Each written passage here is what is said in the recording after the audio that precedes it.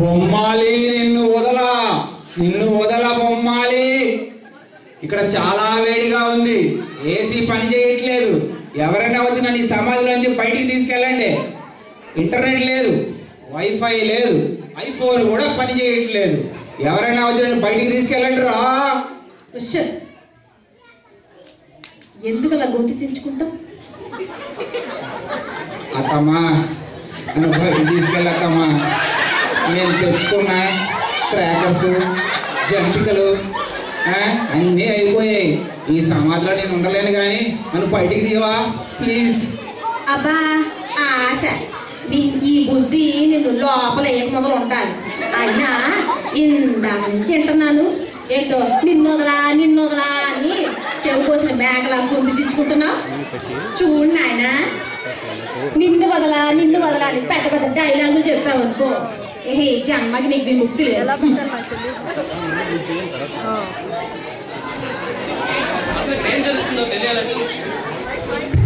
అసలు ఇక్కడ ఏం జరుగుతుందో కొంచెం కన్ఫ్యూజింగ్ ఉంది కదా. మన మెంఫిస్ మన్మధుడు చింతకాయల చిట్టిబాబు మీకు పరిచయమే ఉంటుంది. ఆయనకి లాస్ట్ ఇయర్ పెళ్ళి అవ్వాలని చాలా బాధపడ్డారు, కానీ ఆయన పెళ్ళి అయిన తర్వాత అయితే పెళ్ళైన తర్వాత మొదటి సంక్రాంతికి వాళ్ళ అత్తారింటికి వెళ్ళాడు. అక్కడ ఏమైందో ఆవిడ ఏం జరిగిందో కానీ వాళ్ళ అత్త ఆయన తీసుకెళ్ళి సమాధి చేసింది. అసలు ఎందుకు సమాధి చేసిందనే చూడాలంటే మనం ఇప్పుడు ఫ్లాష్ బ్యాక్లోకి వెళ్దాం.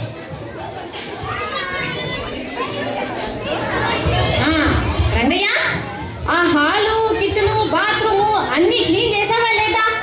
అల్లుడు గారు వచ్చే టైం అయింది, త్వరగా కానీ. అన్నీ అయిపోయాయి అమ్మగారు, నేను వెళ్ళొస్తా. ఇదిగో చూడు, వెళ్ళేటప్పుడు ఆ గొబ్బెమ్మలు తప్పకుండా పో. అలాగే అమ్మగారు. బంగారం అల్లుడు గారు రండి. బాగున్నారా? అమ్మాయి ఇప్పుడే కోల్స్ లో సంక్రాంతి సేల్ ఉంటేను చూడడానికి వెళ్ళిందండి. ప్రయాణం అది బాగా జరిగిందా? చాలా బాగా జరిగింది. యాక్చువల్లీ భోగికి వద్దాం అనుకున్నాను, ఫెడెక్స్ లో లోడ్ ఉండడం వల్ల సంక్రాంతికి రాగలిగాను. పోనీలే నాయన, మీ పెళ్ళైన తర్వాత మొదటి సంక్రాంతి మీరు అమ్మాయి రావడం నాకు చాలా ఆనందంగా ఉందండి. మీరు స్నానాలు అవి కానిస్తే మీకు భోజనం వడ్డిస్తాను. ఈ లోపు అమ్మాయి కూడా వచ్చేస్తుంది. తప్పకుండా మీరు టైం తీసుకోండి. హలో అమ్మాయి, అల్లుడి గారు వచ్చేసారే, నువ్వు తొందరగా రా. నేను వచ్చేస్తున్నానే. ఆయనకి కొంచెం మెంటల్, ఆయన ఏమన్నా పట్టించుకోకు. అదో ఇప్పుడే వచ్చేస్తున్నానే. అలాగే సరే, నేను స్నానం చేసి వెళ్ళొస్తాను.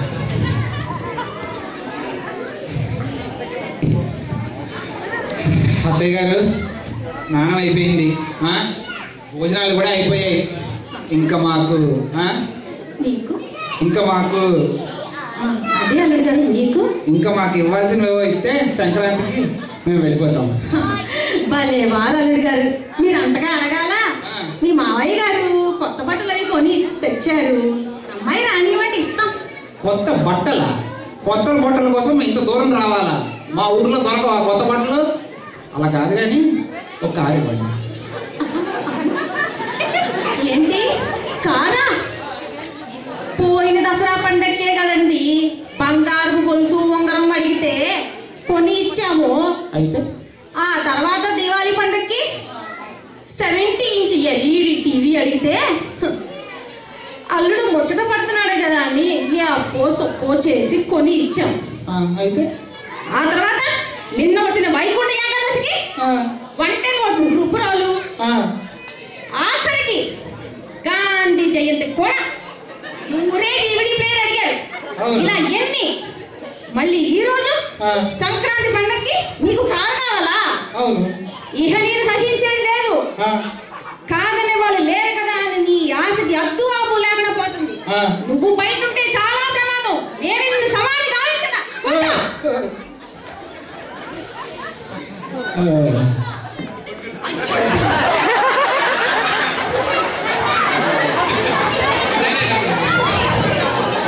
అలాగే సమాధిలో ఉండు.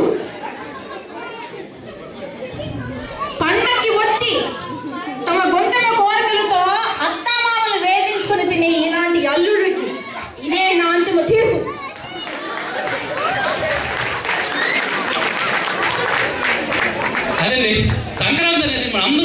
సంతోషంగా ఉండాల్సిన పండగ.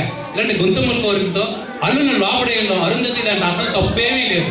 అయితే మాకు ఇతను మేము బయటకు తీసుకెళ్ళాలి. రాళ్ళపల్లి శ్రీనివాస్ వస్తే ఆయన లోపలేసి మేము బయటకు తీసుకెళ్తాం.